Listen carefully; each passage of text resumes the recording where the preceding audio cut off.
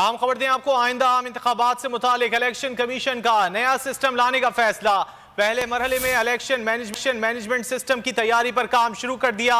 तफसीलात जान लेते हैं बोल न्यूज के नुमाइंदे अकील अहमद से। अकील, क्या तफसीलात हैं? बिल्कुल, इलेक्शन कमीशन की जानिब से जो आइंदा आम इंतखाबात हैं उससे कबल एक बड़ा डिजिटल मनसूबा शुरू करने का ऐलान किया गया है और इलेक्शन मैनेजमेंट सिस्टम बनाने का ऐलान किया गया है, जिसके जरिए इलेक्शन कमीशन आइंदा के जो आम इंतखाबात जब भी होंगे वो कराए जाएंगे। तो इस हवाले से इलेक्शन कमीशन की जानिब से एक निजी कंपनी को शॉर्ट लिस्ट किया गया था, जिसकी जानिब से आज इलेक्शन कमीशन को ब्रीफिंग दी जाएगी।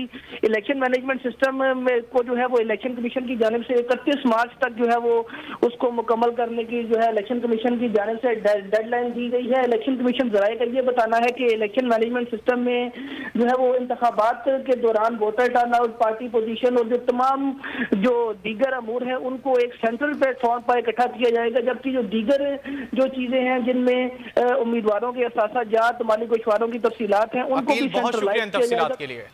आम खबर दें आपको, डिस्कोट में औबाश लुटेरों का राज, 6 से ज्यादा